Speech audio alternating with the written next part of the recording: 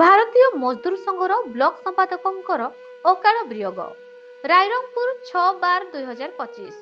ରାଇରଙ୍ଗପୁର ଅଞ୍ଚଳର ବରିଷ୍ଠ ଶ୍ରମିକ ନେତା ଭାରତୀୟ ମଜଦୁର ସଂଘର ରାଇରଙ୍ଗପୁର ବ୍ଲକ ସମ୍ପାଦକ ତଥା ମୟୂରଭଞ୍ଜ ମେଟାଲର୍ସ ପ୍ରାଇଭେଟ ଲିମିଟେଡ ଶ୍ରମିକ ସଂଗଠନର ଉପସଭାପତି ଶ୍ରୀ ପ୍ରମୋଦ କୁମାର ପାଲ ବାବୁଙ୍କର 57 ବର୍ଷ ବୟସରେ କଟକ ବଡ଼ ମେଡିକାଲରେ ଚିକିତ୍ସିତ ଅବସ୍ଥାରେ ଅକାଳ ବିୟୋଗ ହୋଇଯାଇଛି।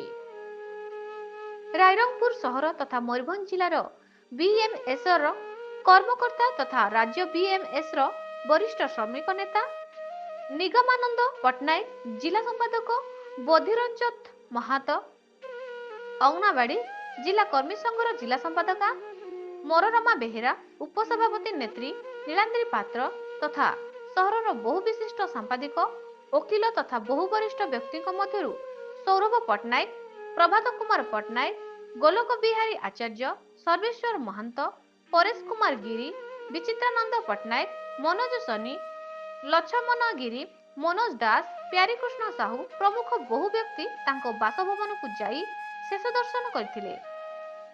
ପ୍ରମୋଦ ପାଲ ଜଣେ ମିଷ୍ଟିଭାଷୀ, ପରୋପକାରୀ, ଧର୍ମପରାୟଣ ଓ ଶ୍ରମିକମାନଙ୍କ ପାଇଁ ଲଢ଼େଇ କରି ତାକୁ ନ୍ୟାୟ ଦେବାରେ ପାରଙ୍ଗ ମଧ୍ୟ ଥିଲେ।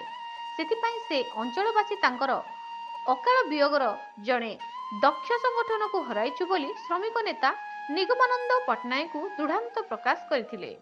ମୃତ୍ୟୁ ବେଳକୁ ପ୍ରମୋଦ ଦୁଇ ବଡ଼ ଭାଇ, 90 ବର୍ଷର ବୃଦ୍ଧା ମା, ସ୍ତ୍ରୀ, ଏକମାତ୍ର ପୁଅ, ପୁତୁରା, ଝିଆରୀ, 3 ଭଉଣୀ ଓ ଜ୍ୱାଇଁମାନେ ତାଙ୍କର ଶେଷ ଦର୍ଶନ କରିଥିଲେ। ପରିଶେଷରେ ଦିନ 12ଟା ସମୟରେ ସ୍ଥାନୀୟ ଖଡ଼ଖାଇ ଶ୍ମଶାନଠାରେ ତାଙ୍କର ଅନ୍ତିମ ସଂସ୍କାର କରାଯାଇଥିଲା। ମୟୂରଭଞ୍ଜ ରାଇରଙ୍ଗପୁରରୁ ଶ୍ୟାମଳନ୍ଦୁ ପରିଡ଼ାଙ୍କ ରିପୋର୍ଟ, ନ୍ୟୁଜ୍ ଓଡ଼ିଶା ଟିଭି।